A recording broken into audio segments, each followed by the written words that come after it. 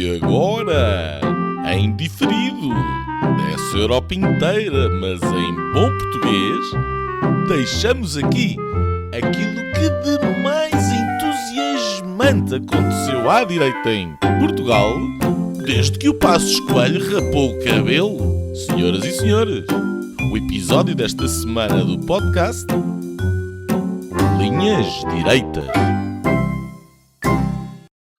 Olá, bem-vindos ao Linhas Direitas. Estamos a gravar na noite de quarta-feira, dia 28 de janeiro do ano da graça de 2026, em plena campanha para a segunda volta presidencial. Tivemos a oportunidade de ter o único debate já entre os dois candidatos, portanto a coisa está resolvida, o voto de participação já está a acontecer por esse mundo fora, para ser Europa inteira,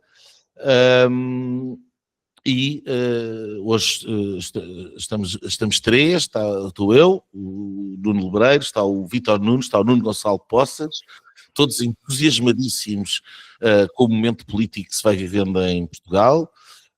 Nuno Poças, se calhar começo por ti, visto o debate, gostaste da prestação do teu candidato, do António José Seguro? Achas que houve votos a serem decididos graças ao debate? Quem é que ganhou com aquilo? Ficaste satisfeito? Foi o primeiro o debate com formato assim mais longo, a dois. A propósito de muitos temas, muito concretos, qual foi a ideia com que tu ficaste e, mais importante, a ideia com que tu ficaste e o povo português terá ficado dessa troca de ideias entre os dois candidatos à segunda volta? Bem, olá aos dois, olá quem nos ouve e vê. Essa última pergunta é difícil porque eu também não tenho dados de audiência, portanto não sei se foi... Eu tenho ideia que este debate Seguro Ventura foi o primeiro debate da primeira volta e tenho ideia de que foi o que teve mais audiência na altura, já em novembro. Desta vez não faço ideia, o formato é mais longo, é verdade, e... Enfim, eu acho que hoje em dia nós também estamos menos aptos a formatos tão longos, mas eu prefiro, acho que dá margem para muito mais discussão, para ir a mais temas. Acho que os candidatos estão mais focados, ou estão menos focados na produção do soundbite e na criação de frases de efeito e não sei o quê, portanto é uma coisa um bocadinho mais madura. Não acho, em primeiro lugar, que o debate tenha sido especialmente bem conduzido. Houve muitas perguntas não particularmente bem feitas, e depois, relativamente a cada um dos dois, ou melhor, tentando fazer aqui um balanço mútuo, eu acho que as coisas não mudaram particularmente com o debate, ou seja, há se calhar duas maneiras de ver isto: ou ganharam os dois ou perderam os dois, sendo que não acho que nenhum deles tenha perdido votos com o debate. Também não sei se algum deles conseguiu ganhar mais votos do que aqueles que já podia contar, ou seja, se para uma massa de indecisos que ainda não, quer dizer, que se tem mais ou menos ideia de quem é que é, mas como as sondagens não conseguem fazer amostragens ou tirar amostras do potencial da abstenção, e é isso que na verdade vai fazer diferença para a diferença percentual que houver entre os dois. Não acho que o debate tenha servido para isso, ou seja, a dúvida, presumo eu, que se vai manter na cabeça de muita gente, e na verdade não foi particularmente surpreendente, ou seja, eu acho que talvez o António José Seguro precisava de, enfim, vou dizer galvanizar, porque é quase contrário. Não achaste pouco assertivo o Seguro? Assim, uma imagem um bocadinho... Acho que ele entrou bastante nervoso. Acho que estavam os dois bastante, ou seja,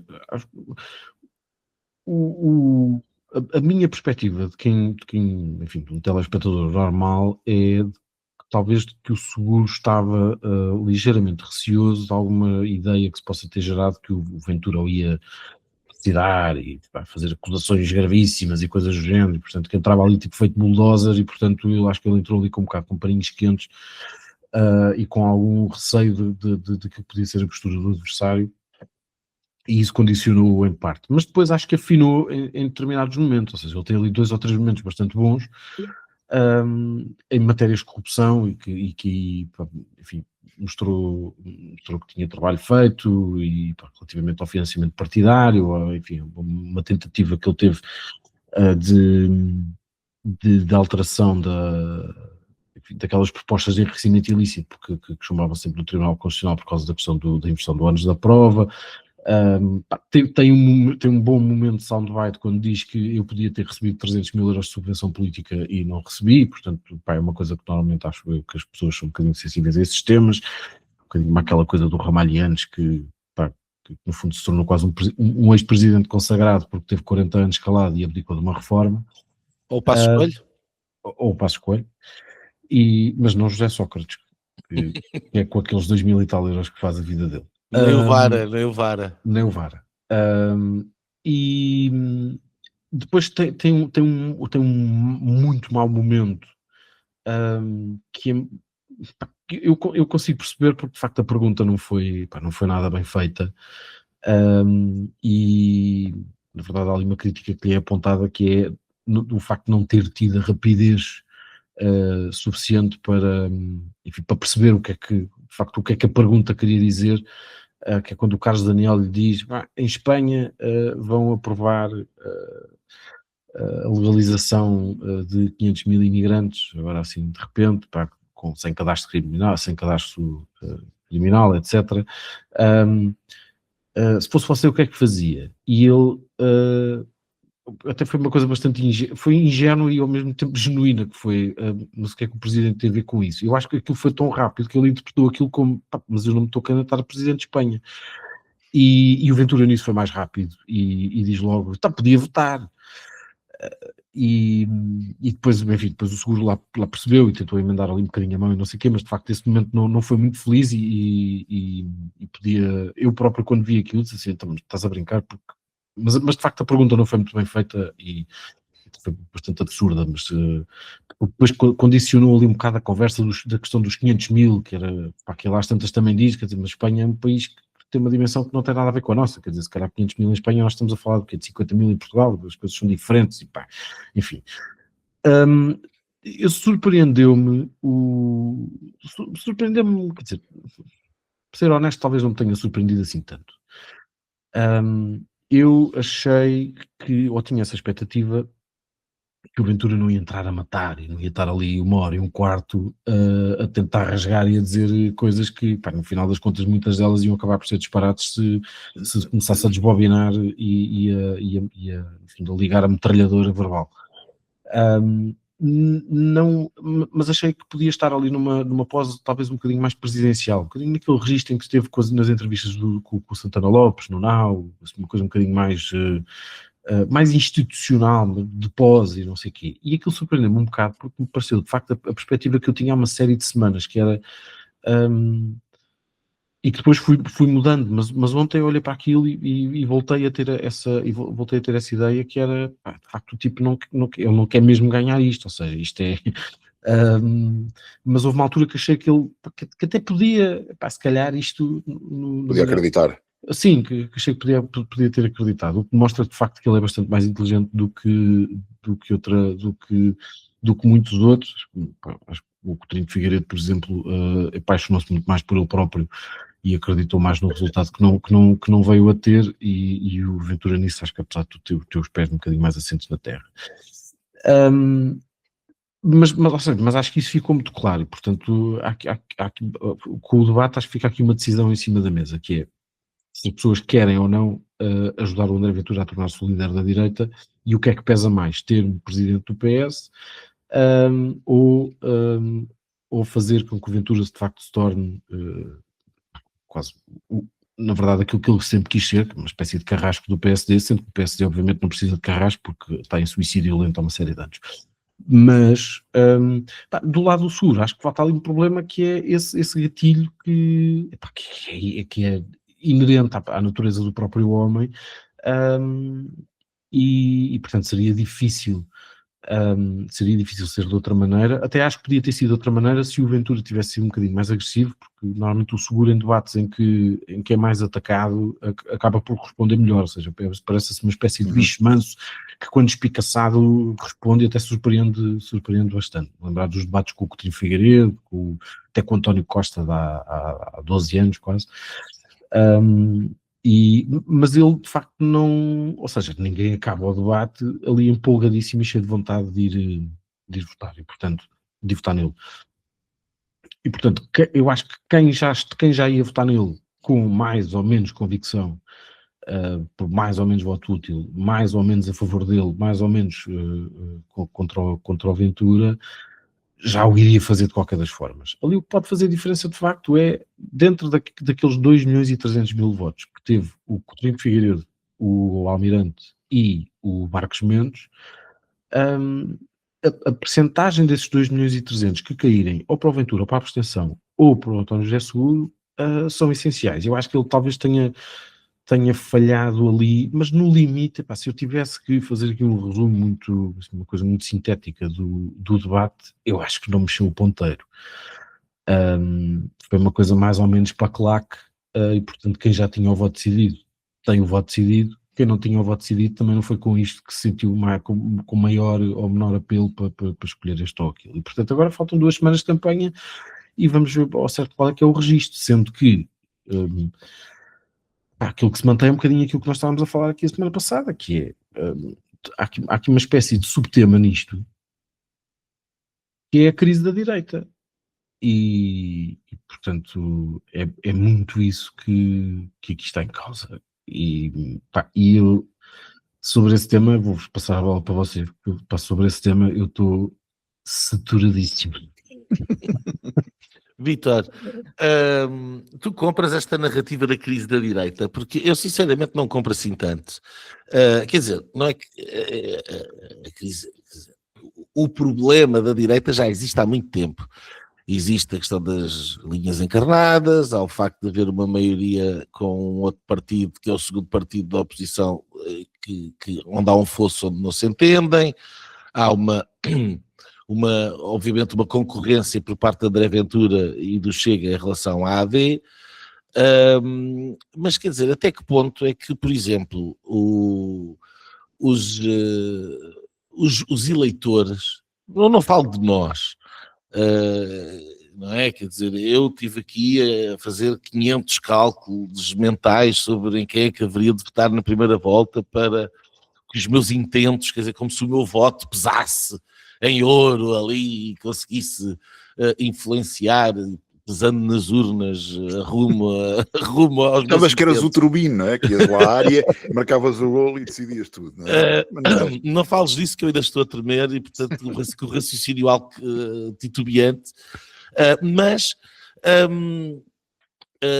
eu sinceramente não me parece, e gostava de que tu comentasses isto, não parece que o eleitor comum, ou seja, 99,9% dos eleitores façam esses cálculos tão complexos, e nomeadamente que estejam neste momento perante estas duas alternativas a pensar, eu não posso votar no Ventura porque vou fortalecer o Ventura nos seus objetivos políticos. Quer dizer, a maior parte das pessoas, penso eu, vai se motivar sobre quem é que desgosta menos de dar o seu voto. Porque se por um lado é verdade que votar em Ventura de alguma maneira dar-lhe força popular e eleitoral, com certeza que é, por outro lado, e eu falo como militante do PSD, portanto alguém que está de fora deste embate, daquilo que eu conheço do meu partido e da militância do meu partido, é muito difícil votar em Seguro por causa de certas coisas que ele vai afirmando, ou que ele vai dizendo, ou daquilo que ele simboliza. E acaba por ser mais fácil, se não tiverem grandes cálculos e com grandes preocupações desse tipo, como, repetindo, eu imagino que a maior parte das pessoas não esteja, acaba ser mais fácil votar em Ventura, que mesmo não sendo do PSD, é alguém que acaba por ter um discurso que entra muito melhor nas bases do PSD do que entrou do António José Seguro. Esta é a minha intuição. O que é que te parece? Tu achas que não? Achas que de facto as pessoas vão para a cabine de voto a pensar: eu não posso votar no André Ventura porque estou a fragilizar o governo? Deixa-me só dizer uma coisa antes do Vítor, porque se confirmasse isso que tu estás a dizer, estamos a falar aqui de um resultado quase de 52-48, uma coisa assim. Calma, não necessariamente, não tem que ser assim tanto. É porque eu não acho que, ao contrário do que estavas a dizer, que as bases do PSD sejam assim sejam tão mais próximas do Ventura do que isso. Mas desculpa, Vítor. Bem, antes de mais, boa noite aos dois e a quem nos ouve, e especialmente também ao excelentíssimo senhor Anatoly Trubin, que nos deu uma enorme alegria hoje à noite. Peço desculpa, mas tenho mesmo de falar no senhor, coisa histórica. Olha, eu acho, antes de mais, não há uma crise na direita. Nós temos muitos líderes na direita. A direita hoje em dia tem uma grande maioria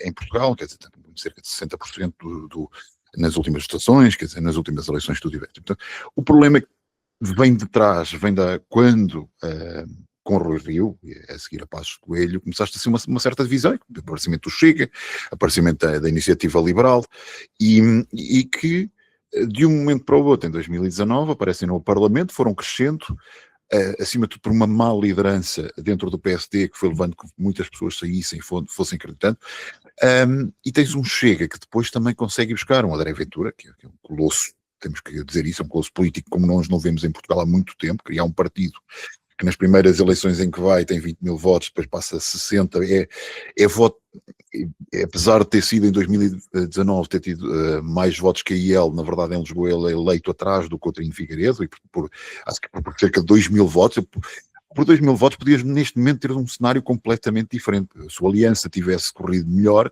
tinha eleito o Santana Lopes e não tinha eleito o Chega. São aquelas pequenas coisas, não é?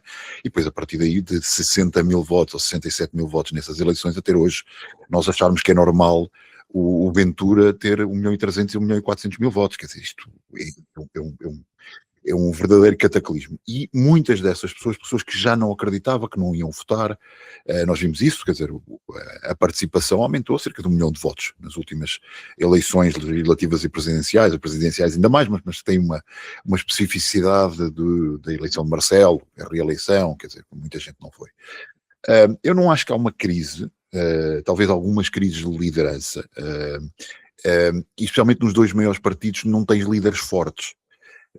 Tiveste Costa, depois tiveste Pedro Nuno Santos e hoje tens um Carneiro que praticamente desapareceu da televisão e das notícias, quer dizer, nós não o vemos, não é?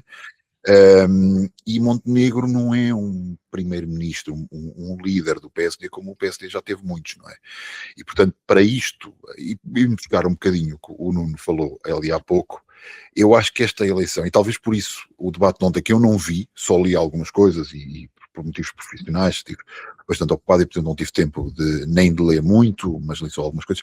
Por isso é que eu acho que eles ambos entraram um bocadinho na segurança, um bocadinho a jogar para o empate. Isto é um combate político que vai durar muitos anos. Temos que ter noção. Se seguro fosse a segunda volta, por exemplo, com o Coutinho Figueiredo, com com Marcos Mendes ou com o Almirante, o que perdesse saía da vida política. Neste caso não sabemos mais ou menos, é praticamente seguro que António José Seguro vai ganhar as eleições. Acho que ninguém tem muitas dúvidas disso. Mas só que o seu principal adversário nos próximos 5, 10 anos vai ser André Ventura. Porque eu olho para o PS e eu olho para o PSD e eu não sei se daqui a 5 anos Carneiro ou Montenegro estão na liderança. Mas Ventura vai estar de certeza. Ventura é uma Le Pen, é um Abascal, é o dono, não sendo o dono, mas é o líder do partido que muita gente segue. No dia em que ele sair, o Chega cai. Porque é isso que acontece com esse tipo de partidos. E, portanto, este foi o primeiro combate entre os dois. Mas foi um combate um bocadinho, ou melhor, talvez o primeiro round do combate que nós vamos ter durante muitos anos, em que estiveram um bocadinho a olhar o Seguro sabendo que tem uma posição de vitória, mas tentando perceber um bocadinho um e o outro onde é que o podiam atacar, porque isto começa, a verdadeiro combate entre eles os dois começa no dia 8. quando Ventura volta à sua posição e ele acha que é líder da oposição, e na verdade Ele acha na Assembleia da República, não é? Quer dizer, não é nas câmaras municipais, não é em termos de resultado eleitoral, mas tem, e portanto, e com um líder no PS que é fraco e que dentro do PS ainda tenta sobreviver, não é? Vamos ter agora, acho que vai haver um congresso, vamos ver se a ala de Pedro Nuno Santos não volta a atacar, como por exemplo fez Pedro Sánchez há muitos anos, há 10 anos atrás, mais ou menos, quando saiu da liderança e depois voltou passado uns tempos, quer dizer, com muito mais polémicas do que Pedro Nuno Santos. Ainda tentar segurar isso. E portanto, acho que é o principal que eu vejo nestas eleições. Não acho que a direita esteja fraca, porque senão não tinha 60%, acho que é a esquerda que está fraca, bastante fraca, mas a direita tem que se encontrar e tem que a determinada altura começar a repensar naquilo que são as linhas vermelhas, porque há muitas decisões a serem tomadas, e portanto há uma oportunidade, por exemplo, de questões relacionadas com a Constituição, com questões estruturais do país, dos mercados, da saúde, impostos, tudo isso. E a aliança não pode ser à esquerda, porque senão não saímos do que aconteceu nos últimos 40, 50 anos, em que os dois partidos tinham que entender. E depois vais ter um contrapeso em Belém, muito provavelmente. Que se forem coisas muito radicais, muito mais chegadas ao Chega, que sejam negociadas por este governo ou um próximo, ou por outro líder do PSD, seguro é um homem, não vou dizer que é de um homem do PS, mas é um homem com visões mais de esquerda, provavelmente vai bloquear algumas dessas coisas, ou mandar para o Tribunal Constitucional. Não sei se será tão radical como, por exemplo, Marcelo Rebelo de Sousa, com algumas questões que teve, mas terá a sua visão e tem esse poder. O que eu vejo é que vai ser muito interessante. Acho que o debate de ontem, não tendo visto em termos de decisão eleitoral, acaba por ser um bocadinho irrelevante, porque a maioria das pessoas já tem a sua decisão. E mas achas isso mesmo? Achas isso mesmo? Acho, completamente.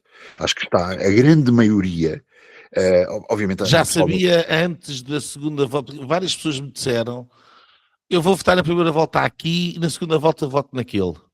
Não, eu acho que no dia em que souberam as decisões, a grande maioria das pessoas não gosta de André Ventura. É acima de tudo pela rejeição de André Ventura. Cada vez menos, apesar de tudo. Pronto, está bem, ele pode estar a suavizar, mas continua a ter uma taxa de rejeição muito grande, sim. É a mesma questão que tu vês, por exemplo, com a Le Pen, não é? A Le Pen começou nos 20%, hoje já chegou aos 40%, mas quanto tempo é que demorou esse processo? Agora, Ventura teve que fazer o processo inverso, que é crescer eleitoralmente e agora tentar, de alguma forma, suavizar, e teve este momento eleitoral. Eu acho que foi a jogada brilhante de ir a estas eleições, passar à segunda volta. Isto o grande vencedor será António José Seguro, tenho a certeza absoluta, volto a dizer, voltarei aqui só se houver um cataclismo, que isto, no meu entendimento, não irá acontecer, mas Ventura sai extremamente reforçado e sai com uma grande vitória por uma estratégia que parecia complicada, mas que deu certo, porque basta ver de quem é que se fala nos últimos 2 meses, acima de tudo, não é? Fala-se mais de Ventura do que se fala outra coisa, quer dizer, quando tens um manifesto, pegando naquele manifesto que vocês estavam ali há bocado em off a falar, em que o texto principal fala 4 vezes do nome de André Ventura e fala 2 vezes de António José Seguro, apesar de ser um manifesto de apoio a António José Seguro. Quer dizer, isto é uma psicose. As nossas elites, entre aspas, não sei se são elites ou não, entraram um bocadinho em parafuso, não percebendo que com esta estratégia só lhes estão a dar mais e mais e mais e mais protagonismo.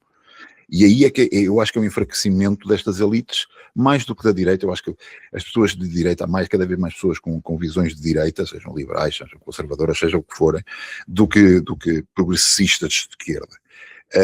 Os partidos é que podem ainda não se entender e as lideranças não estarem a lidar com isso. Por exemplo, eu já disse aqui, o que seria da IL se Coutrinho não tivesse se demitido em 2022. Não estaria num nível parecido com o Chega, talvez mais abaixo, para ir nos 900 ou 800 mil votos, o nível que ele teve nestas presidenciais, sendo uma alternativa ao PSD. Não, tem lideranças fracas, Rui Rocha, desculpem, e Mariana Leitão, quer dizer, são lideranças que não têm nada a ver, e agora também com esta questão que ele lançou agora, com este projeto, Movimento 2031, acaba por maniatar um partido que precisa de crescer. É um partido que não tem uma liderança e que já sabe quem é o candidato em 2031. Quer dizer, isto é o que é que tu dizes ao teu presidente, ao secretário-geral, ou o que é que seja. Tu não tens poder nenhum. E, portanto, esse é o problema, é a falta de lideranças fortes, porque não é um problema de direita, é um problema da falta de lideranças fortes. E neste caso, do vazio, eu já aqui tenho falado várias vezes, do vazio representado por Pedro Passos Coelho, quer dizer, eu acho que a questão da liderança da direita ainda não se coloca para André Ventura, já tive a oportunidade aqui de dizer isto, precisamente porque a sombra de Passos ainda é muito forte. Uma eleição presidencial deixa sempre votos mais soltos, e já houve muitos exemplos, o Manuel Alegre, o próprio André Ventura, que teve mais votos nas eleições presidenciais há 5 anos atrás do que teve depois nas legislativas a seguir, ainda fez bastante diferença. Quase 25% do seu próprio eleitorado, porque ele teve 400 e tal mil votos para as presidenciais e depois tem 300 e picos nas legislativas. Portanto, há essas variações e as eleições presidenciais são diferentes. E portanto acho que as pessoas percebem que há aqui um vazio e não estou absolutamente certo, posso estar completamente enganado, mas não acho que é pelo facto do André Ventura ter agora 40% dos votos, por exemplo, que significa que nas próximas legislativas tem 30%. Não é forçoso que seja assim, a realidade será completamente diferente.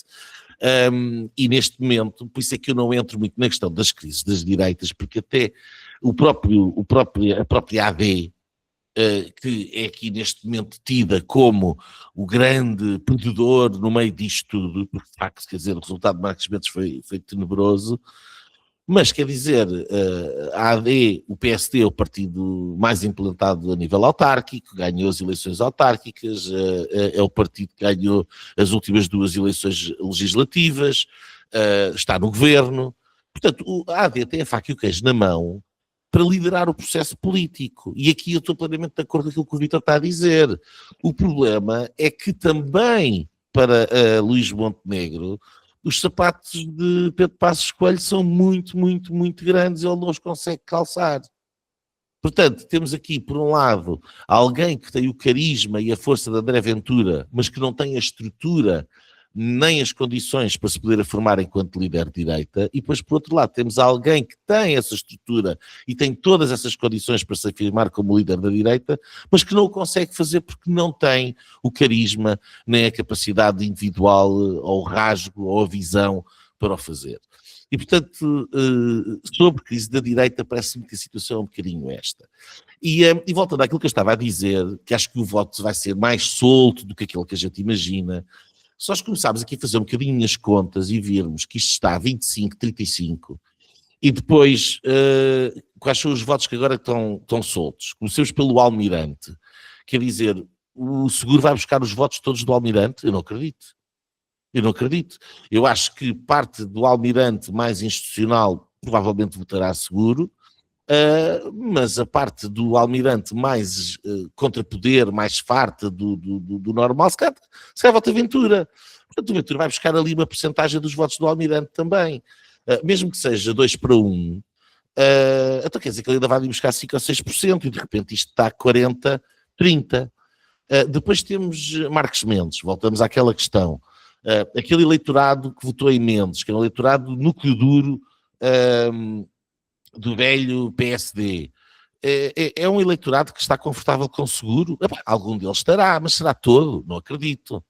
E portanto, se aquilo for meia-meia, temos um 45-35, mais ou menos, não é?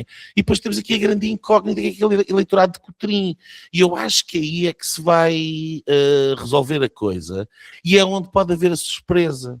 Porque da mesma maneira como eu não estava nada à espera que Cotrim chegasse aos 19%, quer dizer, estamos a falar de pessoas que se motivaram para votarem em alguém que à partida nem sequer tinha grande capacidade de passar, pura e simplesmente porque não alinharam no status quo, desviaram, quiseram uma novidade. Será que esse eleitorado que quis a novidade vai se identificar mais com continuar a protestar, continuar a querer uma alternativa, mesmo gostando mais de Cotrim do que de Ventura, mas acaba por votar mais Ventura, ou vai de repente para o cinzentão, o igual, o mais do mesmo, um bocado pasteloso, de António José Seguro. Eu se calhar acho que o Ventura vai buscar mais votos ali do que o próprio António José Seguro vai. E, portanto, daí que eu acho que a marca dos 40% é perfeitamente atingível para o André Ventura, o que faz com que o resultado não seja aquilo que provavelmente as pessoas estariam à espera. Também acho que no dia a seguir as coisas vão passar, vai haver uns meses, logo os primeiros 6 meses nem sequer pode haver eleições, por mais que Ventura o desejasse, e as coisas passam e mudam de figura, e mudam as dinâmicas, acontecem outros casos políticos, acontecem outras coisas, e a realidade das presidenciais esfuma-se, um bocado assim como que desaparece nas brumas da memória, digamos assim. Portanto, ficamos um bocadinho no basic, ou seja, eu aí acho que o debate que eu vi com atenção é interessante porque, de facto, quer dizer, as eleições também têm um caráter de entusiasmo, tem um lado de coração, tem um lado de identificação, tem um lado de uma pessoa para se dar ao trabalho de ir votar à cabine de voto, e se calhar com mau tempo e depressões pelo meio e os habituais apocalipses climáticos, é difícil, acho eu, mobilizar constantemente pela negativa. E esta ideia de que temos que mobilizar todos no seguro porque o Ventura é muito mau, entrando aqui um bocadinho naquela história do manifesto dos não-socialistas, que eu amanhã sairá um artigo, tive a oportunidade de escrever para o Observador, intitulado o temível regresso dos acácios, porque é de facto a reedição do manifesto de 2020, é esta mobilização em torno de alguém que é pouco entusiasmante pela negativa. Basta ler aquele texto que se ocupa basicamente de explicar que o André Ventura vai destruir o planeta, é o responsável pelas alterações climáticas, é o demónio descido à Terra para acabar com o regime democrático. E depois no fim diz lá, mas este tipo aqui, o Seguro, é um tipo que até é decente e portanto vamos todos votar nele. Eu não acho que isso seja um discurso mobilizador, acho que é o oposto.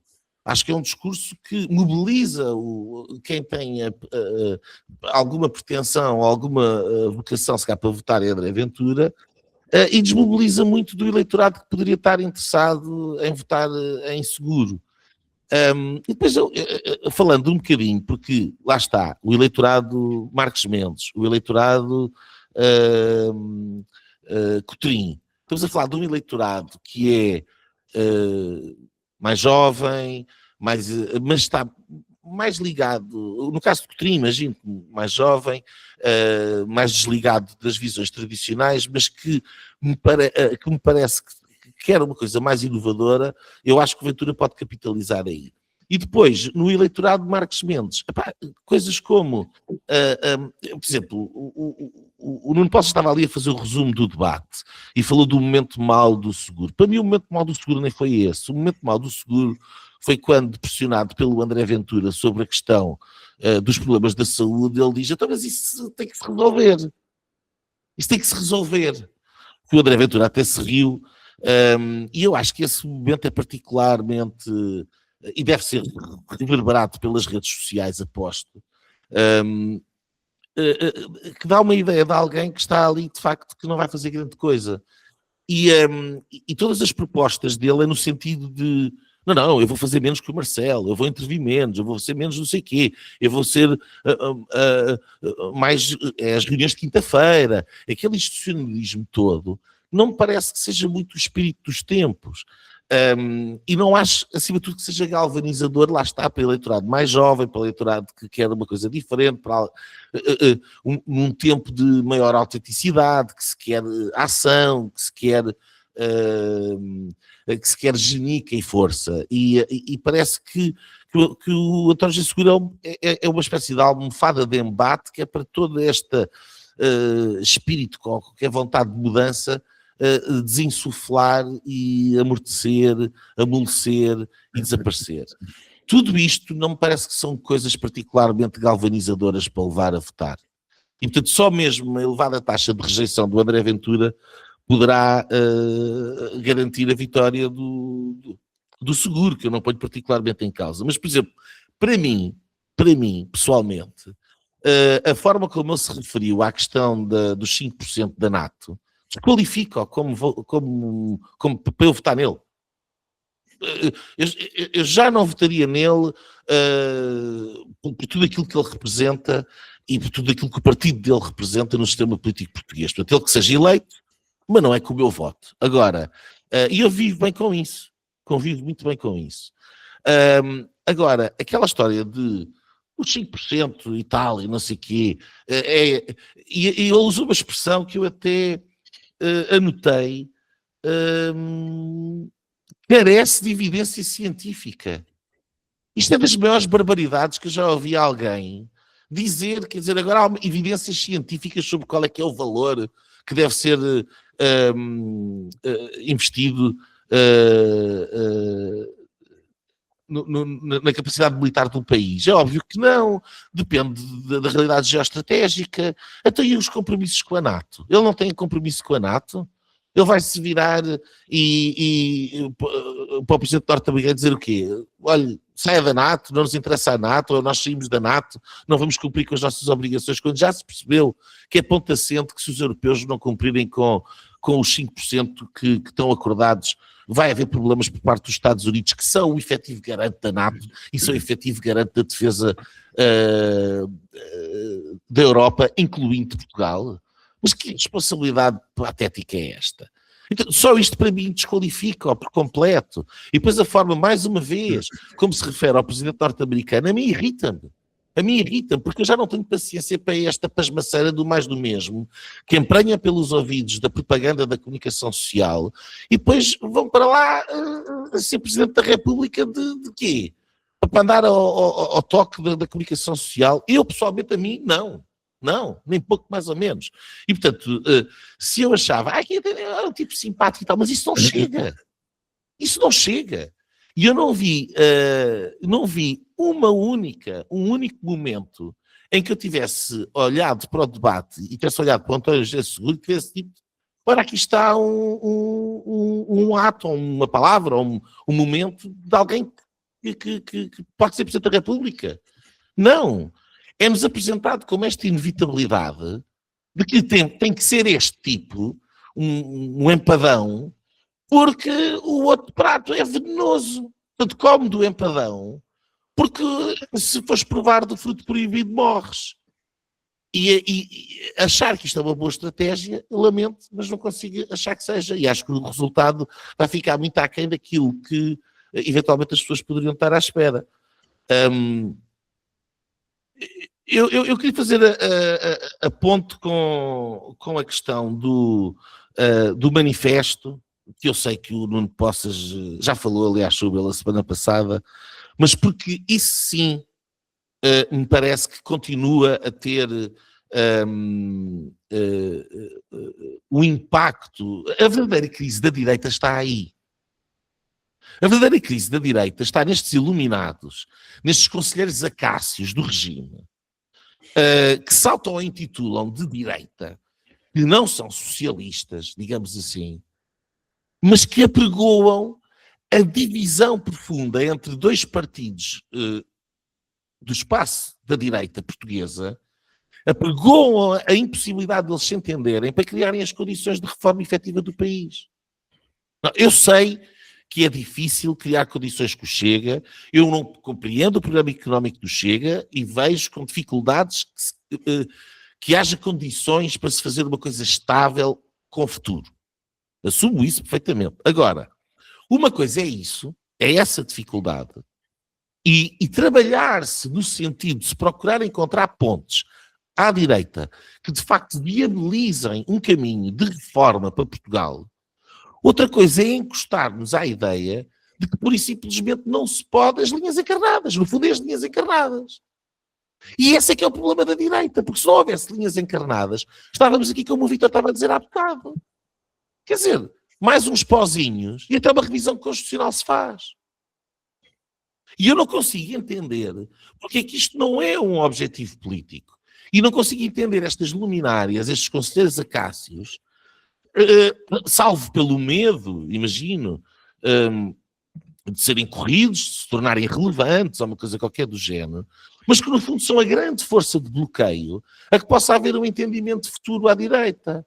Porque Rui Rio, mal ou bem, apesar de todas as janeiras que fez, nunca caiu nessa ratoeira. E o Luís Montenegro, porque é um líder fraco, que vai atrás da espuma dos dias, vai atrás dos títulos do jornal e vai atrás dos conselheiros acácios da vida, comprou-as.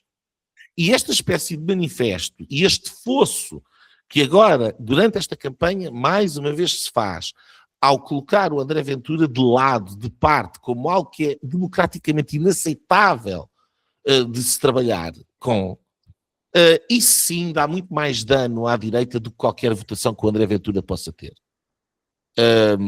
Estou eu convencido disso. E, portanto, mais do que outra coisa qualquer, o que seria importante seria derrotar de uma vez por todas esse discurso. Mas quando nós olhamos para aquele manifesto, para aquela declaração, aquelas 250 almas, e vemos o unanimismo que existe ali, mais uma vez, quem é que tem razão no meio disto tudo? É André Ventura. É André Ventura. O André Ventura é que tem razão.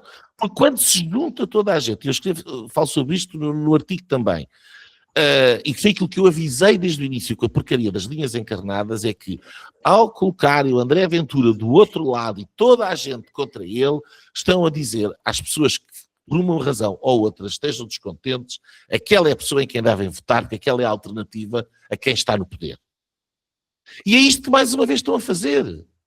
E os resultados foram estes. Em 5 anos, desde o manifesto das linhas encarnadas, em 2020, até hoje, todo o sistema se esvaziou para as mãos do André Ventura. O Bloco de Esquerda desapareceu. O PCP desapareceu. A AD, o CDS desapareceu. O PS tem 20 e tal % dos votos. A AD é o partido maioritário com 30%. E o Ventura tem 23% dos votos. E estas almas não percebem isto. Continuam nesta estratégia. Vão continuar nesta estratégia. Isto deixa-me completamente estupefacto. Estupefacto. Porque, enfim, quer dizer, é para lá da general, é um tiro no pé tremendo, é uma força de bloqueio terrível para o país, e é contraprodutivo, quer dizer, só está a dar força a quem eles querem combater. Não possas. Se vocês soubessem o quão farto eu estou deste tema, mas... Imagino que tu estejas numa posição difícil, eu percebo, não é? Não, estou até porque eu acho que no meio disto eu consigo ter aqui uma posição em que acabo por levar pancada de todos os lados, que, no fundo aquilo que é a história da minha vida, não é? E... O Beto do Seixal, não é? É exatamente. Pá, e não é Beto do Seixal, é um Xunga de Lisboa. Hoje em dia. E não, vou estar aqui um bocadinho atrás antes de falar sobre isso, mas eu concordo, já não sei qual de vocês é que mencionou esse facto, acho que foi o Vítor, um dos problemas do manifesto, de facto, e foi por isso também que eu me recusei a assiná-lo, embora não o tivesse lido, mas adivinhando mais ou menos qual é que seria o seu teor, em primeiro lugar porque o meu apoio estava dado e era conhecido e, portanto, eu não precisava, de repente, depois de ter passado não sei quantas semanas de campanha a apoiar outros candidatos com unhas e dentes, de repente vi dizer, que eu agora não quero aquele, e, portanto, a minha escolha estava feita e não tinha que sinalizar essa minha boa virtude. Eu tinha lá chegado primeiro. Como dizia o Pedro Gomes Sanches, lamento, mas eu cheguei ao seguro antes do PS, antes da extrema-esquerda, antes do voto útil da esquerda, antes do voto útil da direita, antes dos não socialistas e, portanto... antes dos acácios. Tu não és acácio. Não, e, portanto, não estás liberto do label da Cássio. Não, exato. Não me faz assim tanta falta pessoalmente, não preciso sinalizar essa minha boa alma. E depois, porque também acho, e concordo convosco nesse ponto, que o manifesto de apoio, que de facto fala o dobro das vezes no candidato que não se quer apoiar, e metade disso do candidato em quem se vai votar, eu não tenho nada contra o voto útil, acho que é uma coisa perfeitamente normal na segunda volta de umas eleições presidenciais. Muito boa gente vai votar num candidato que não escolheu à primeira volta, que não era o seu candidato preferido, é a coisa mais normal do mundo, é por isso que se chama voto útil, porque gostam mais, preferem um, preferem outro. Neste caso, É, 45% gostam menos. dos eleitores, não é? pronto, é uma coisa perfeitamente razoável e portanto faz parte e tal, mas outra coisa diferente é, uma coisa é o voto útil, outra coisa é o apoio útil.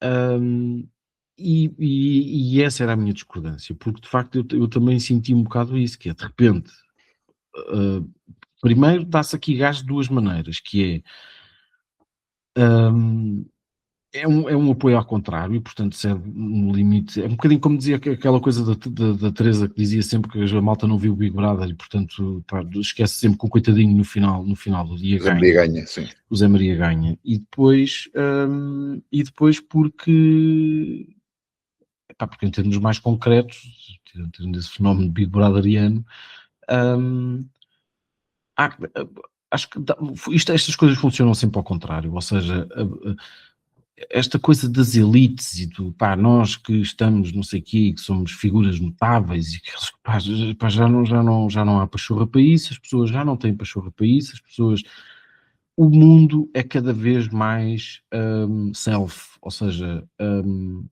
as pessoas sentem que valem cada vez mais por elas próprias e que a sua opinião é tão importante e tão relevante e tão conhecedora como a de outra pessoa qualquer. E portanto, na verdade, a única coisa que precisam eleitoralmente é de alguém que represente todo esse somatório de coisas contra pessoas que de alguma maneira se identifiquem ou até se auto-identifiquem, que ainda é pior, como tipos que sabem mais do que os outros. E portanto, eu acho que há pessoas que sabem mais do que outras, mas e acho que de facto um país e o mundo e as sociedades precisam de elites para se governar.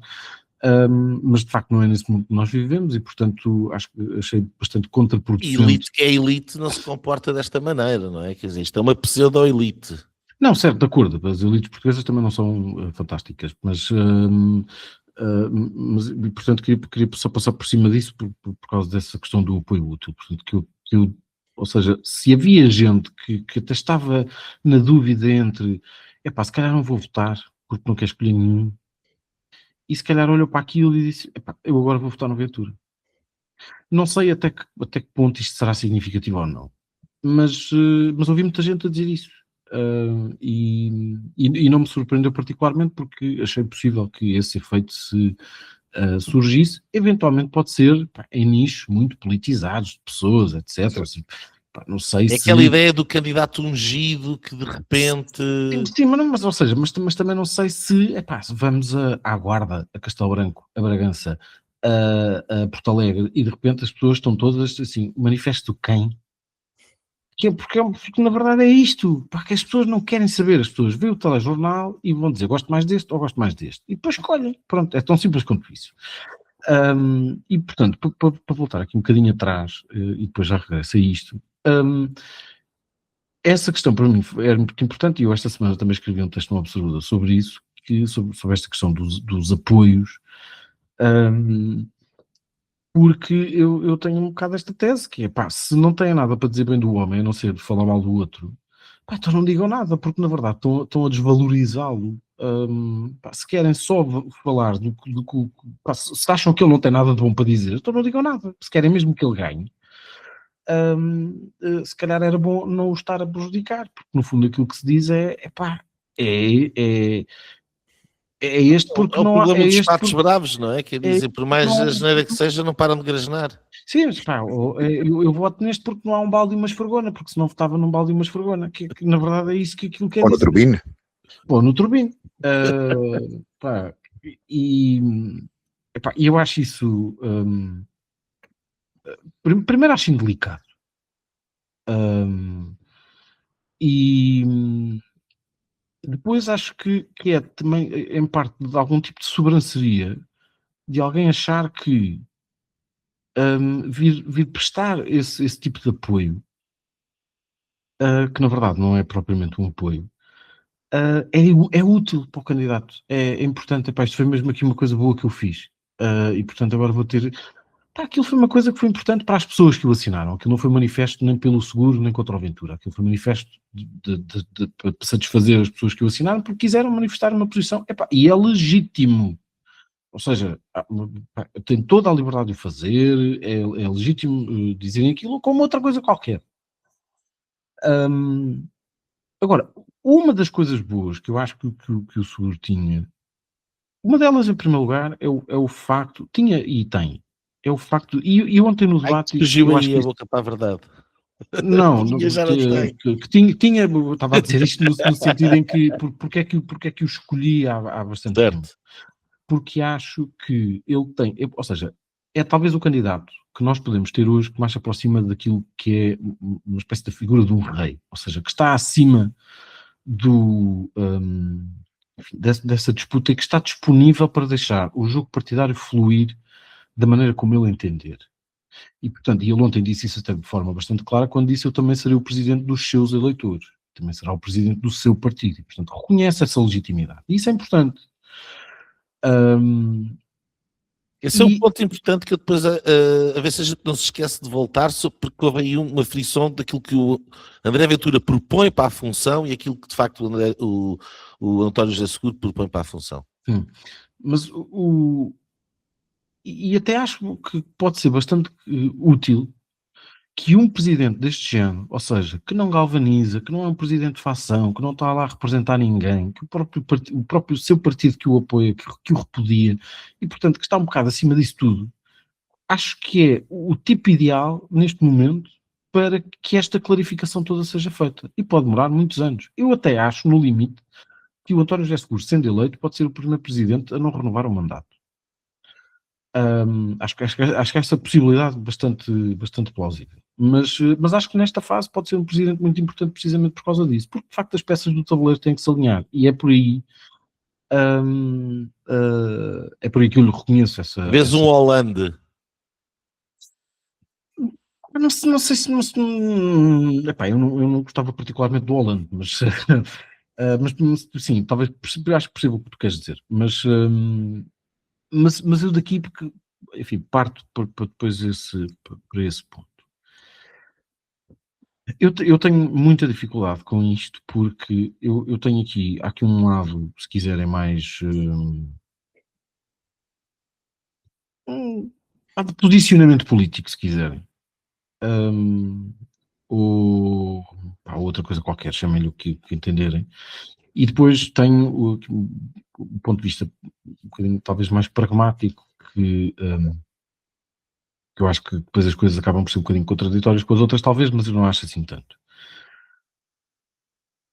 O Chega surgiu para derrubar o PSD e o CDS e tem tido bastante sucesso a fazê-lo.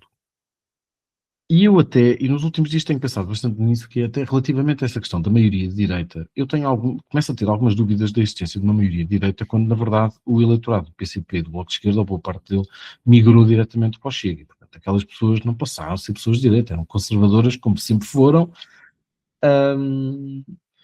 Muitas delas sim, pá, enfim, eu cresci num conselho comunista, fui de 8 anos autarca com maiorias do PCP, e eu sabia que aquelas pessoas eram mais conservadoras, mais homofóbicas, mais racistas, mais machistas, mais misóginas do que eu.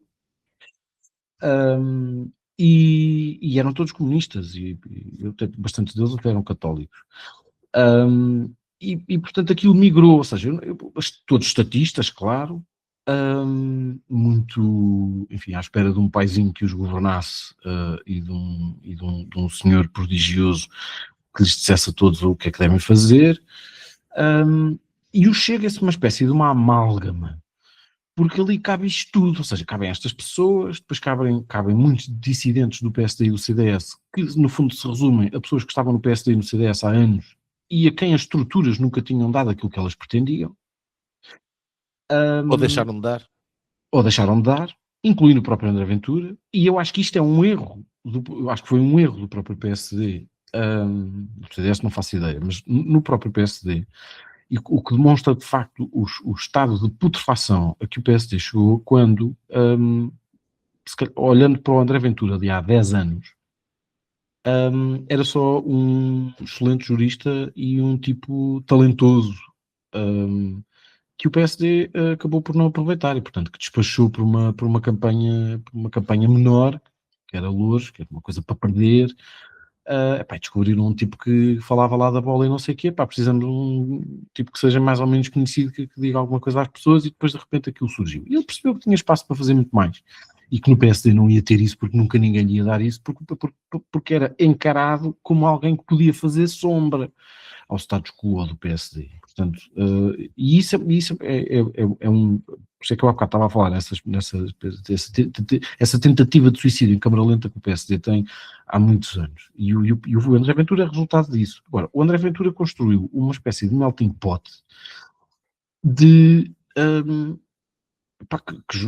enfim, isto é quase transversal a todos os partidos, e por isso que eu também acho que o Chega nisto também é um partido um bocadinho como os outros, porque junta de tudo, ou seja, tem ótimas cabeças, não são muitas, mas têm ótimas cabeças, mas também conseguiu reunir talvez boa parte do freak show nacional, não é?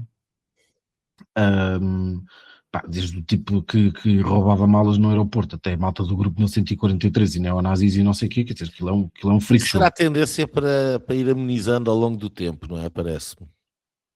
Pois, ou sim ou não, não é? Quando estamos a falar do partido com 23% dos votos, certo, de acordo, há uma capacidade de penetração já na sociedade diferente do certo, eu percebo isso tudo, mas aquilo que me distancia também é da ausência de escrúpulos que um líder partidário tem ao ponto de chegar a isto, e portanto há uma... Eu sei que politicamente isto não conta nada, mas para mim pessoalmente... Mas tu achas que era possível adivinhar que o outro tipo de doutorado andava a roubar malas no aeroporto? Não acho. Eu acho é que são muitas coincidências, que de repente tudo o que é freak show vem dali. É o tipo normal. É o tipo, isso eu acho que é aquela parte... É o tipo que... uma coisa, um dos grandes problemas, aliás, isso não aconteceu só com o André Ventura, aconteceu, por exemplo, com o Manuel Monteiro.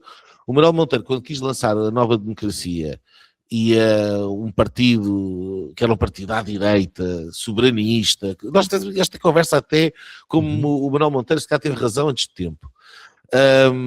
Ele teve exatamente ele teve um problema mais grave que o André Ventura teve, foi que as estruturas de extrema-direita que entraram pelo partido dele adentro conseguiram tirar-lhe a capacidade de controlar o próprio partido. Certo. E o André Ventura, mal ou bem... E o que ele fez foi ir à vida dele, e era isso que eu estava a dizer. É porque o Manuel Monteiro, apesar de o Manuel Monteiro, com todos os defeitos políticos que tenha, é moralmente um senhor. E isso é por isso que eu estava a dizer. Eu sei que politicamente isto não conta para nada, mas moralmente, na minha vida, eu sinto-me muito distante daquilo. E não me identifico com isso. E se quiseres, sim, eu enfim, não sou propriamente um soberanista, também não sou um federalista, mas também não sou um soberanista, mas se tiver que escolher entre o partido do André Ventura e um partido do Manuel Monteiro, eu escolho de caras um partido do Manuel Monteiro. Não tenho dúvidas absolutamente nenhuma sobre isso. Porque é uma pessoa muito mais digna, muito mais correta, muito mais leal, que tem um passado de dignidade na vida pública, e que não quis construir um partido a todo custo. Não é à toa que o próprio Ventura alvitrou a possibilidade de apoiar para candidato a Presidente da República. Atenção. Pois, certo, claro. E a conversa morreu nesse instante precisamente porque o Manuel Monteiro sabe. Enfim, acho que também já está noutra na vida dele, e enfim, ele acabou por explicar porque é que não, acabou por não aceitar, e portanto também não vou falar por ele. Mas, e portanto, desse ponto de vista, politicamente não interessa nada, moralmente eu sinto-me muito distante daquilo. Politicamente, até hoje nunca ninguém percebeu ao certo o que é o Chega. E portanto eu discuto tudo aquilo que seja a possibilidade de uma revisão constitucional, a possibilidade de fazer reformas, porque um partido que acha que podemos pedir dinheiro aos europeus para aumentar reformas. Um partido que é a favor da privatização da TAP, a favor da nacionalização da TAP e a favor da TAP mais ou menos, tudo no mesmo dia. Epá, eu, sinceramente, ainda não tirando o facto, e isto eu tiro o meu chapéu e acho que o André Ventura tem nisto um grande mérito mesmo. Ele foi capaz de pôr na agenda temas que a direita se tinha envergonhado nos últimos anos, erradamente. Um deles era a imigração, e, epá, no fundo, todas estas questões ligadas à segurança pública, se quiserem. E, portanto, esses dois temas que foram sempre temas caros à direita, mais ou menos ao PSD, mas, enfim, dependia um bocadinho dos momentos e também das lideranças que o CDS tinha, e que abandonaram, e o André Ventura teve esse mérito, pá, é inegável, e foi muito importante até para o país se endireitar relativamente a esse tema de alguma maneira. E as pessoas, de facto, na ausência de resposta, encontraram nele um megafone, e perceberam, há aqui um problema com isto, pá, nós não queremos viver num país de portas abertas, em que de repente, pá, entre toda a gente, sem critério, sem regras, sem nada, e portanto, ou com regras muito ligeiras, e portanto manifestaram isso, vindas de vários partidos, e isso foi importante. Tirando isso, eu não sei o que é que aquilo é. Eu não sei o que é que eles querem. Fazer uma revisão constitucional em que sentido? Para o André Ventura dizer, como disse ontem, uma coisa inacreditável, que é permitir à corporação do Ministério Público que escolha o seu próprio Procurador-Geral. Nós podemos afinar muita coisa, podemos até achar que o Procurador-Geral da República poderia ser eventualmente indicado pelo Parlamento, com uma maioria um bocadinho mais ampla, em vez de ser indicado pelo Governo, e indicado pelo Governo ao Presidente da República. Portanto, o Procurador-Geral da República responde a outros órgãos de soberania. Aquilo que André Ventura tem para propor, ainda por cima é um ótimo jurista, em benefício de um objetivo político que tinha, é abandonar tudo aquilo que é a regra mais básica do princípio da separação de poderes. Eu acho que essa coisa tem truque na manga. Eu já vi que isso deu celeuma, e eu acho que é capaz de haver aí um truque na manga. Mas o problema é que há sempre, precisamente, truque. Sim.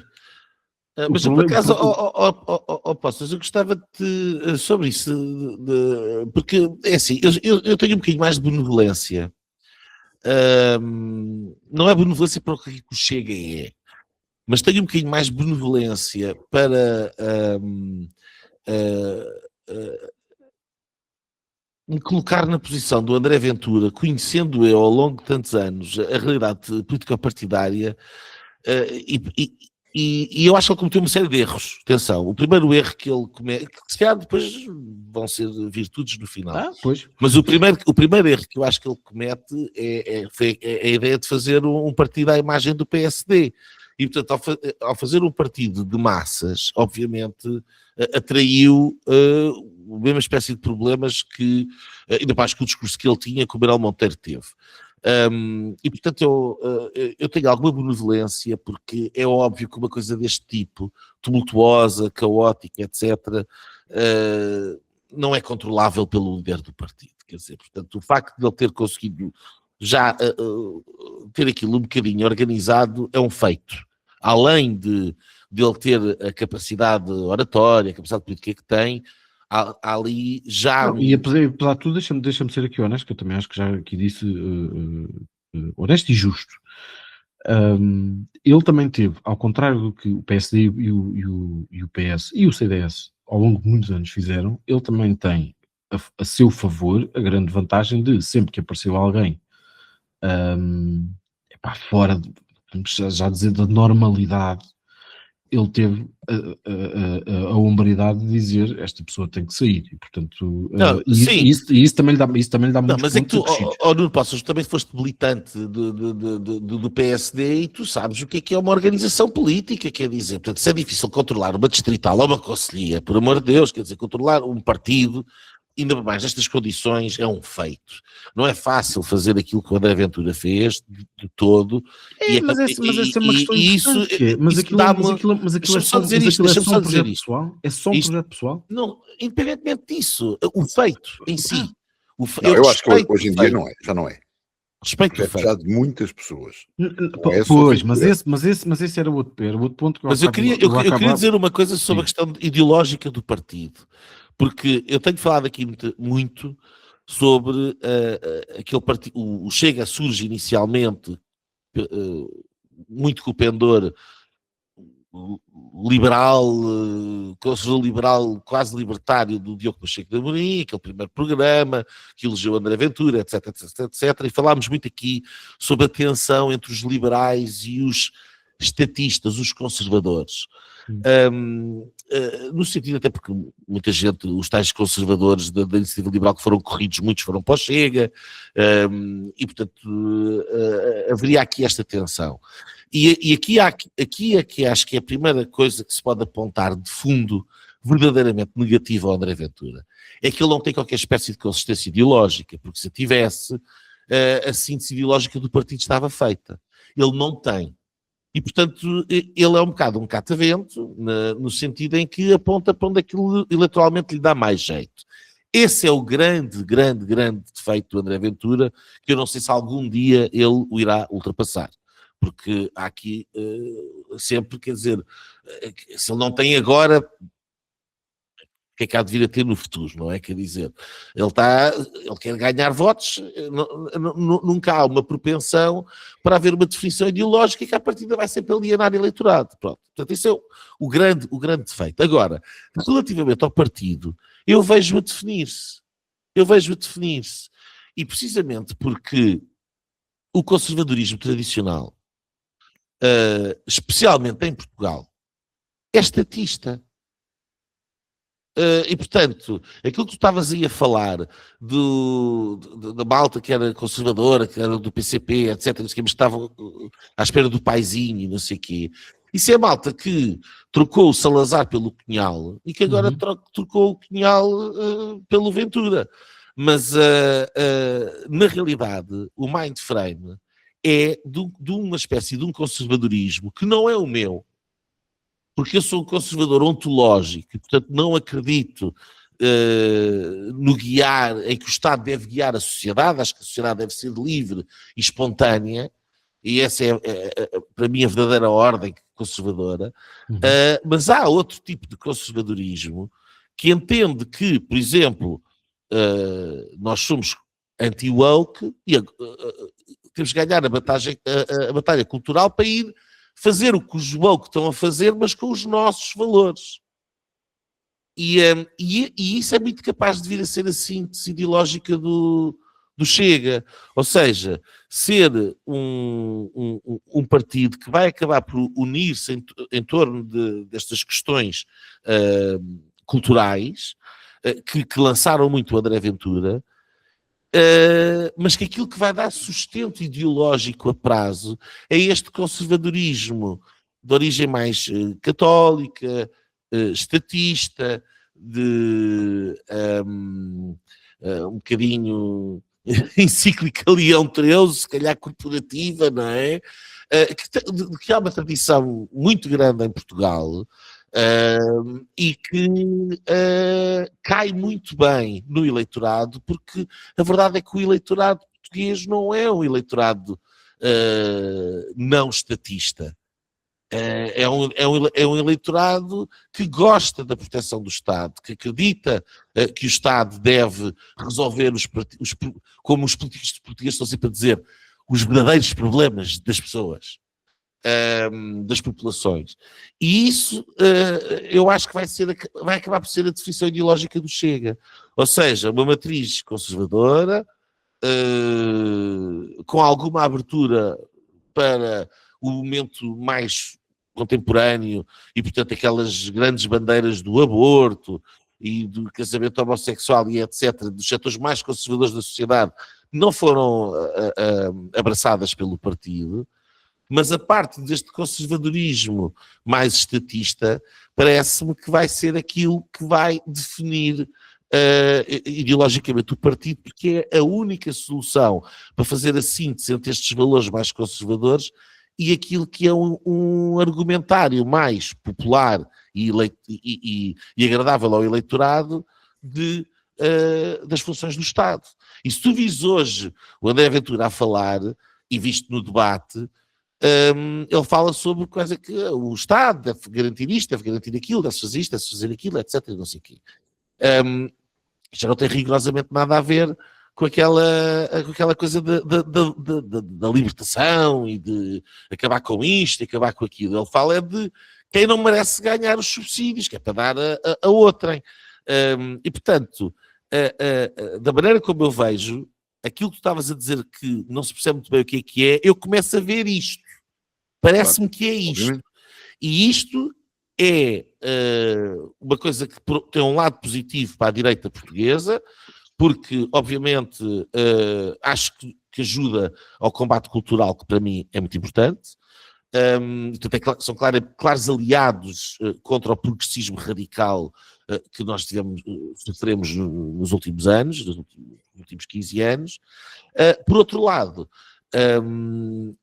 é complicado para se fazer, de facto, um projeto de futuro, porque, olha, é a mesma história do Cavaco Silva. O Cavaco Silva nunca foi um liberal, mas foi um elemento liberalizador, porque aquilo que o país precisava na altura para poder crescer era de algum liberalismo económico.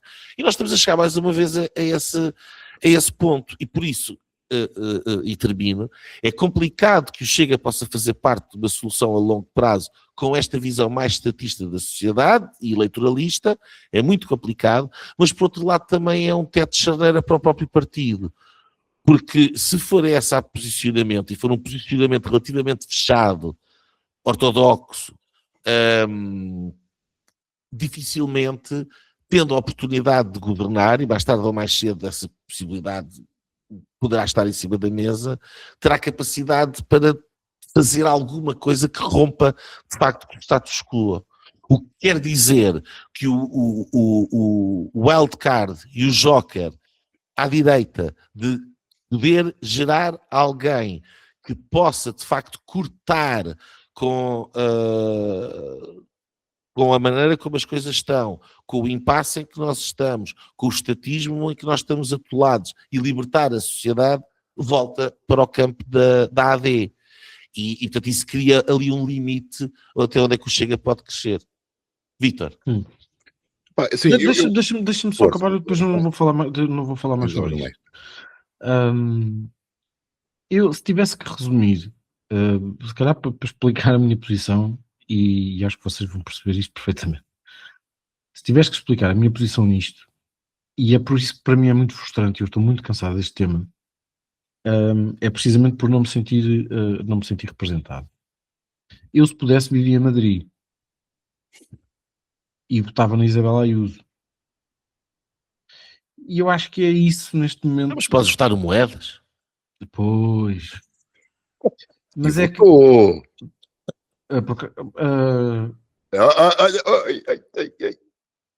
Olha que não, não tenho a certeza agora bem que pensas Não nisso. tens a certeza.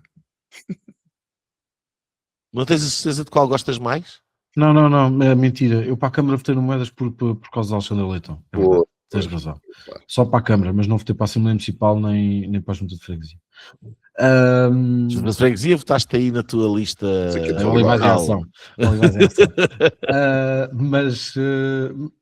Mas essa é a minha frustração, porque aquilo de facto que a direita em Portugal não tem, e é aí eu tinha falado inicialmente do meu ponto um bocadinho mais pragmático, ou seja, linhas vermelhas, eu estou muito distante daquilo tudo, por todas as razões e mais algumas, e não vou dissecar o resto como estava a fazer há bocado. Portanto, eu estou muito longe daquilo tudo. Agora, há aqui depois um lado pragmático, e de facto a evidência quase do direito comparado, se quiserem, que nos tem demonstrado ao longo dos anos, é que em todos os países onde de facto se faz a cerca sanitária, aquilo que a prática revela é que quem cresce é quem está do lado de fora. Correto. E de facto isto é uma evidência, e isso só não aconteceu, enfim, vamos ver como é que as coisas evoluem, mas não aconteceu em Espanha. Ou seja, o Vox cresceu imenso enquanto havia cerca sanitária, a partir do momento em que ela caiu, vamos lhe chamar assim, foi regredindo.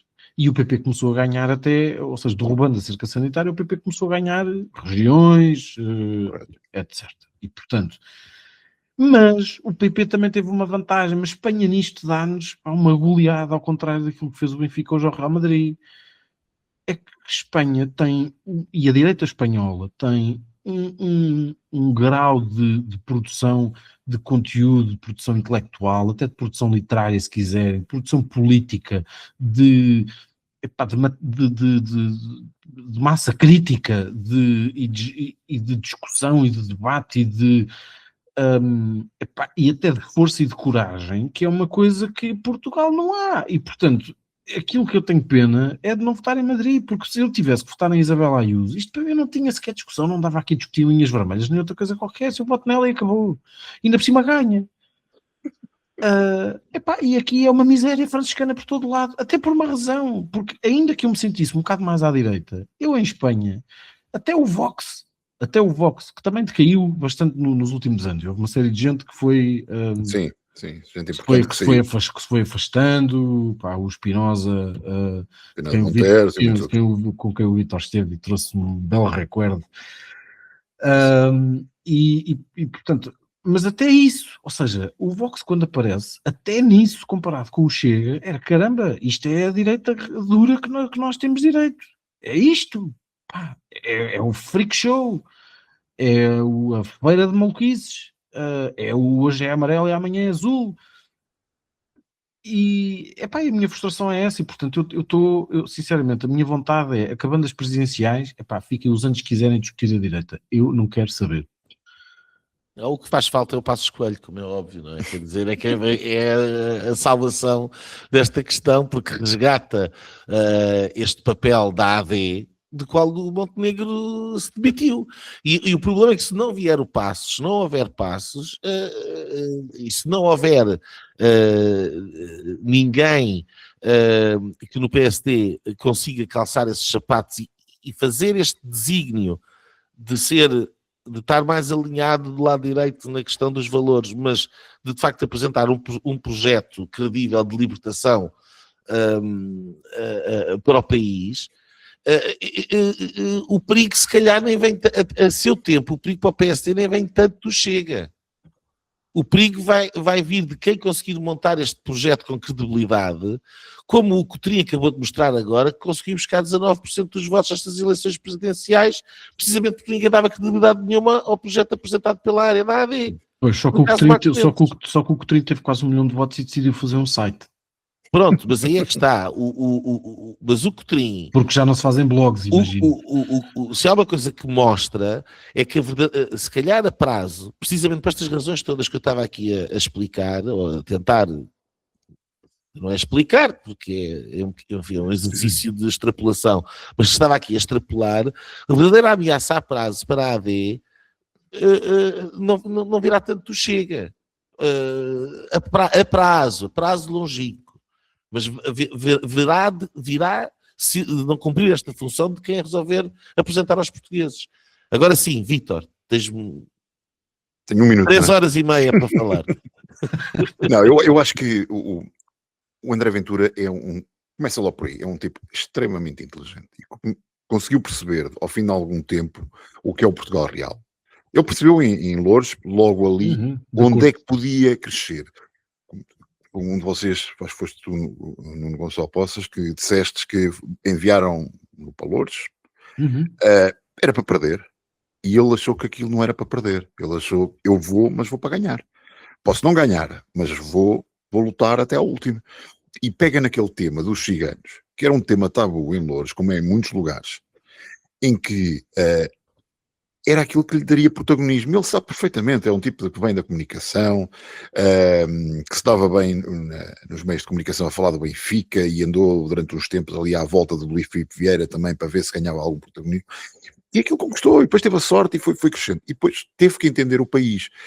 Nós temos que lembrar, por exemplo, ele depois de, isto foi aqui, quando ele é eleito em 2019, há umas autárquicas que foram, as autárquicas até o resultado nem foi muito mau, mas o que se passou depois foi vergonhoso, não é? Quer dizer, os tipos que ele escolheu, praticamente todos desapareceram para outros partidos, e isto e aquilo e aquilo outro. Era um partido que não tinha ninguém, não tinha estruturas. Quem estava com ele, ao princípio, não eram os Bruno Nunes, não eram os Pedros Pintos, não era essa gente, quer dizer, era... Também eu acho que nata. Sim, mas... Epá, está bem, mas esse tipo, hoje é uma força política e aparece em qualquer lado, quer dizer, os outros que estavam eram muito piores.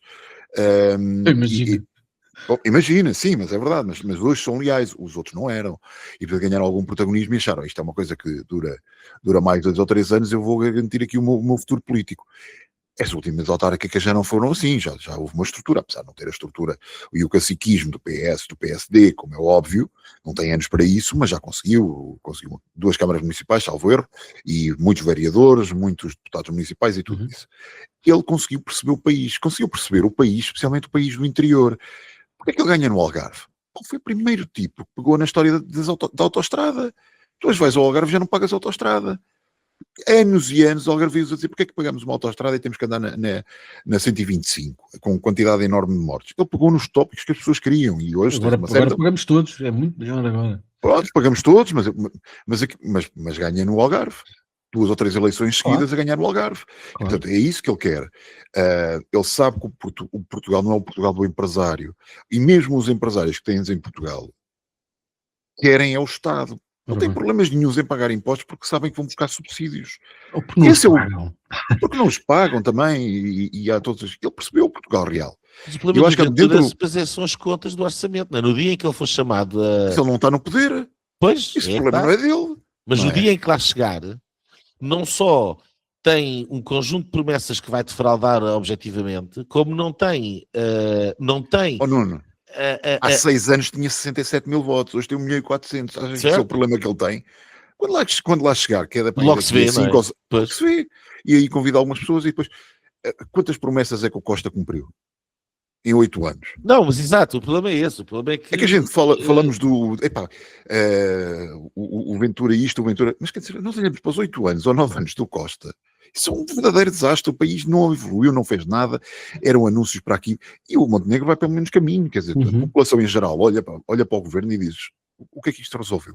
E o Ventura será o próximo. E o Ventura será o próximo. Isso é que é mais encantador. Mas o povo é assim. Como é que se quebra isto? Como é que se quebra isto? Passos Coelho! Mas o certo é que o Costa... Passos Coelho! Mas deixa-me voltar. O Ventura entendeu perfeitamente isso. O que é o país real, é extremamente inteligente e é por aí que ele vai. Por isso é que ele usou estas eleições. Eu partilhei com vocês aquela que é... há um site de marketing que faz um estudo sobre as personalidades que aparecem na televisão todos os meses e por ano. Pelo 4º ano consecutivo, o André Ventura está no pódio. Pelo 2º ano consecutivo, está em 2º lugar. E fica sempre atrás do Primeiro-Ministro e do Marcelo. Não é mais nenhum. Portanto, o Rui Rio não ficou nos 3 primeiros lugares. Neste momento, o Carneiro não fica nos primeiros lugares. E, portanto, é ele. E nos últimos 2 meses, ele foi primeiro. Ele tem esse talento. Ele aparece em toda aquela televisão, ele vai a todo lado levar pancada, o que seja, fazem os soundbites, o gajo disse asneira, mas daqui a um mês ninguém se lembra disso. Essa é exatamente a técnica do Costa, que anunciava uma coisa, na semana a seguir havia uma polémica, depois anunciava outra, na outra semana, quer dizer, nós já não sabemos quantas polémicas é que existem e quantos anúncios é que existem. Ele quer é ganhar votos, ele quer é chegar cada vez mais alto, e é isto que eu acho que ele vai conseguir nestas eleições. Estavas ali a dizer dos 40%, eu acho que ele não vai ganhar, mas vai claramente ter um voto, uma votação superior à que teve agora. Vai-se aproximar, eu acho que se ele vai se aproximar 2 milhões de votos. Diz-me assim, qual foi o candidato que perdeu as eleições presidenciais, primeiras e segunda voltas, que teve mais 2 milhões de votos? Entre Freitas do Amaral, Cavaco e mais quem? Talvez... Agora não sei, mas o Cavaco sim, Freitas mas também. Muito poucos. À primeira volta tem 1.400.000 votos. Só eventualmente o Soares Carneiro, talvez. Acho que o Soares Carneiro sim. Na primeira volta 1.300.000 votos, mais ou menos. Só tiveste o Soares. E acho que há um outro também. Acho que também há um outro. Teve 1 milhão. Teve 1 milhão. E, portanto, é um tipo que já construiu sobre gente que não liga muito à política. A grande maioria das pessoas... Mas isso é uma realidade nacional, atenção, quer dizer... Mas tem o direito de votar como os outros. E estes manifestos, como manifestos que aparecem pela dignidade democrática, mas um tipo de esquerda que fazem alianças com o PCP, com o Bloco de Esquerda, me podem vir falar de dignidade democrática e tratar essas pessoas que votam no Chega, porque aquilo é um megafone das suas frustrações e de verem um país que nos prometeram nos anos 80 e 90 que ia crescer e que nos últimos 20 anos não anda para a frente. Essas pessoas têm uma voz e exercem o seu direito. Tê-la. E isso eu acho que nesse aspecto eu não, E ele fala eu não vejo isto como uma crise, vejo isto como uma oportunidade. Por exemplo, algumas das coisas que nós dizemos que ele pegou nos tópicos, sim. Vamos ver há 20 anos o que dizia Sampaio, o que dizia Guterres, o que dizia muitos líderes de esquerda, já nem falo da direita, do PSD, sobre esses tópicos, sobre a imigração, sobre a questão do aborto. Nós há 20 anos atrás não tínhamos uma comunicação social tão propagandística e ideológica. O problema da direita é que a esquerda mudou com isso. Foi com os tópicos internacionais que foram chegando e esqueceu-se dos trabalhadores. Pegou, foi nesses tópicos, especialmente com fenómenos como o Bloco de Esquerda, como o Podemos, esta extrema esquerda. A esquerda tradicional esqueceu os trabalhadores, foi com isso, e a direita ficou com medo. Porque depois eram atacados, porque tu não defendes isto, és fascista, és ultradireita, é ultra-esquerda, foi os rótulos. E esta direita mais populista, oportunista, chamem-lhe o que quiserem, perceberam que havia muita gente. Basta ver, as pessoas, temos que dizer bem dos gays e não sei o quê, mas uma senhora de 50, 60 anos sabe que o filho é gay, acho que aquilo é uma doença. Quantos casos é que eu já vi assim? Percebes? Ou da questão do aborto. O aborto é bom para os outros, mas para os meus filhos não. A questão da imigração é muito bonita se for lá na povoação dos outros. Na minha, se meterem aqui 100 mil, ou 100 paquistaneses, a coisa muda. É que essa é a população real. Vou discordar de alguns temas, mas por motivos diferentes. Mas a grande maioria das pessoas tem uma reação que não é aquele que a esquerda diz e que nos fazem pôr, não, que isto é o país dos nenúfares e dos unicórnios. Não, as pessoas ainda têm questões.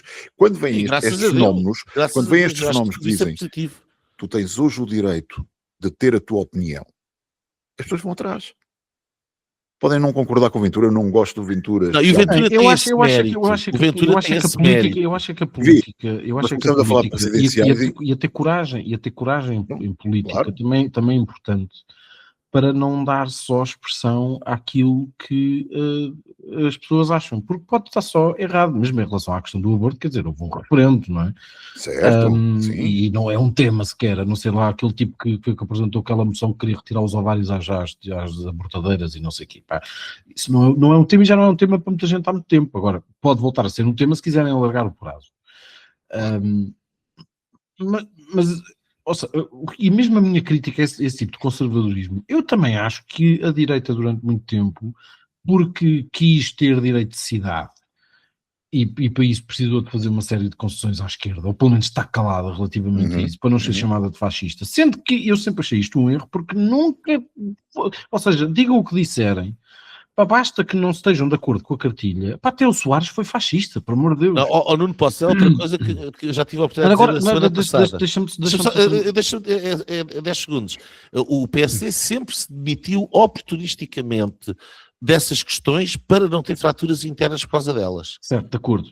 Mas agora eu também... Uma questão prática. Sim, eu sei. Mas agora não era só a questão dos fascistas. Mas agora eu também acho que isto não tem de ser uma espécie de wokeismo medicinal ao contrário. Eu percebo o que tu estás a dizer. Há muita gente que diz, não tenho nada contra gays, mas se o meu filho for gay, que esquisito que o gajo é. Eu não acho que depois isto tenha de ter respaldo na política. E numa sociedade em que eu acho que eu sei, mas eu sei que muita gente pensa assim, não é? O meu pai é capaz de pensar assim, percebes? Não estou sequer a fazer uma crítica sobre as pessoas, estou a fazer uma crítica sobre quem, em política, vivendo naquilo que nós temos mais ou menos como, acho que é uma coisa mais ou menos generalizada, a convicção de que, não caindo nos progressismos radicais, nessas maluqueiras todas, mas nós, construímos uma sociedade que, mal ou bem, pelo menos eu acredito nisso, ao contrário daquilo que a esquerda fez estes anos todos. Eu reconheço direito de cidade a toda a gente. Sim. E, portanto, aquilo que eu não gosto é vou usar esse caso só para exemplificar. Se as senhoras todas dizem, eu tenho um filho gay, eu acho que o tipo é esquisito, eu não gosto de líderes partidários porque de repente começam a dizer, tudo quanto é gay é esquisito. Porque as pessoas lá em casa vão ouvir isto e vão dizer que eu sou o maior. Exato. Porque acho que a política está um furo acima disto, está acima do homem comum. Mas como é ao contrário, que é tentares impor às pessoas que todo o tipo de esta questão alguém que se lembra, um dia acorda de manhã, eu hoje sou não fluido, amanhã sou bi, hoje não sei o quê, e tu tens que aceitar isto tudo. E nós chegamos a um grau de maluqueira. E essa é a reação. Por isso apareceu este fenómeno, quando o centro, digamos, porque não é só o PS, não é só o PSD, é o PS que há 20 anos atrás defendia certas coisas, deixou de defender, porque acobardaram-se com isso. E há muitos outros tópicos, quer dizer, a questão sei lá, de globalismo, de abertura às fronteiras, de quantidade de refugiados e que nós temos que receber todos e destruir. Quer dizer, como é que tu podes justificar?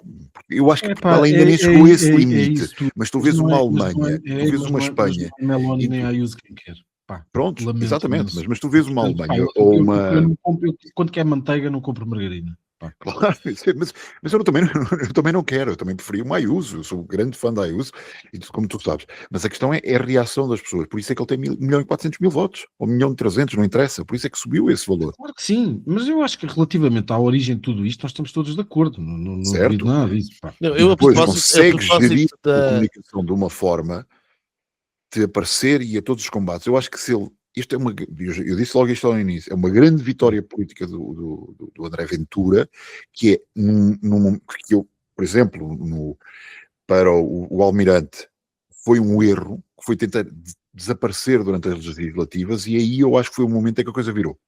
O Ventura foi a estas eleições porque sabe que o grande objetivo dele é continuar a crescer, e se ficasse 3, 4 meses em que ele não aparecia, não era o tipo que mais aparece nas televisões em novembro, em dezembro e provavelmente em janeiro. E em todos os comunicados... Certo. E a esta hora vocês estavam a votar no Marcos Mendes. Eu sobre a questão, sobre a questão gay, a minha única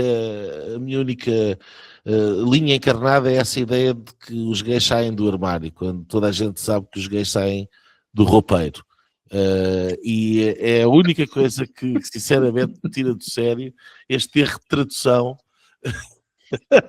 Porque o armário é um móvel que serve para guardar originalmente armas. O roupeiro serve para guardar roupa. E the gays get out of the closet. Closet, the clothes.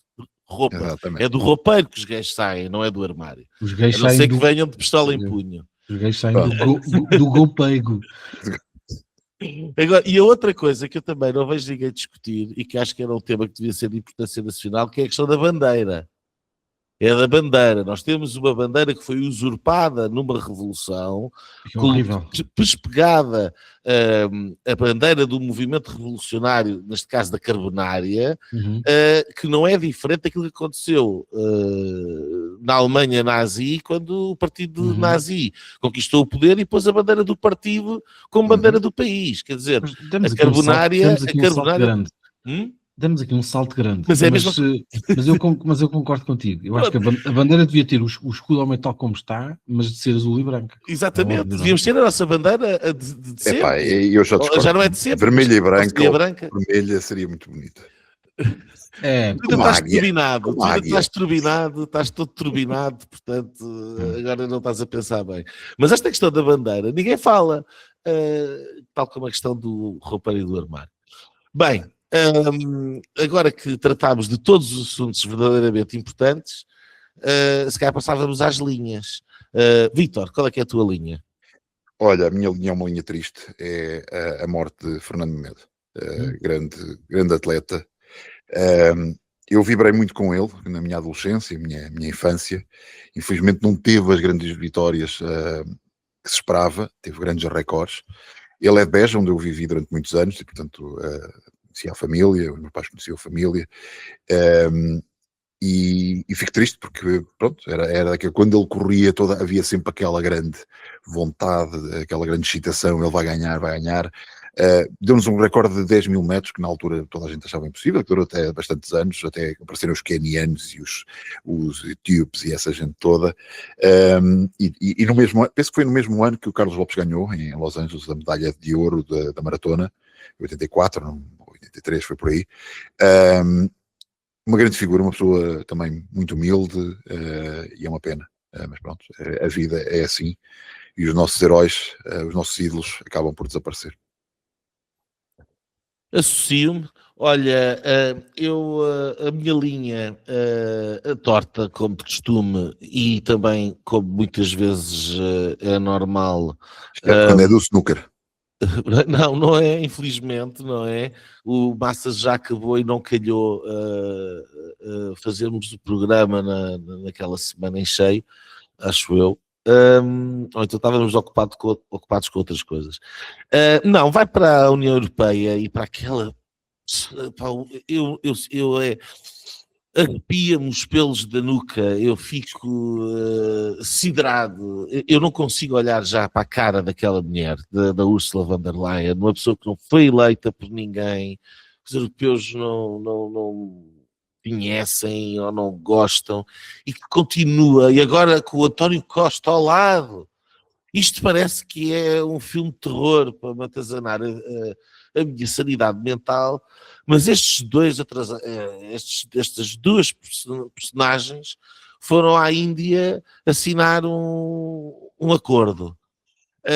E um acordo que está a ser muito propalado por esta elite grotesca aqui em Bruxelas, por causa das oportunidades que, obviamente, o mercado, como a Índia, representa para a União Europeia, mas que, curiosamente, do lado indiano está a ser comentado e propalado por outras razões, nomeadamente o caso de não haver um cap na imigração e, portanto, haver por trás um acordo relativamente a facilidades de livre circulação de indianos para a União Europeia e sem qualquer cap. Estamos a falar de um país que tem o quê? 1.2, 1.3 mil milhões de habitantes. A última vez que eu vi era uma coisa qualquer deste género. Sim, é por aí. É mais do que o dobro do que toda a União Europeia.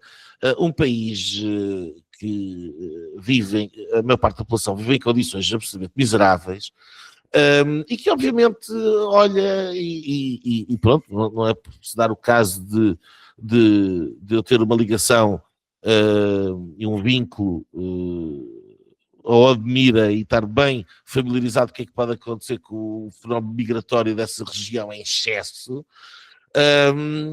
mas estamos a falar do mais do mesmo. Quer dizer, quando se percebe que toda a maior parte da população europeia está preocupada com a questão da imigração, vão estes dois bonecos abrir aqui mais uma via verde para continuar a ser patota. E isto é mais uma das coisas que, de facto, leva a que muita gente se vire em muitos países para as alternativas que vão aparecendo, como a do Chega e do André Ventura, porque, de facto, no centro, e no centro-direita em particular, continua a haver uma incapacidade de reconhecer que é preciso mudar de vida e acabar com isto.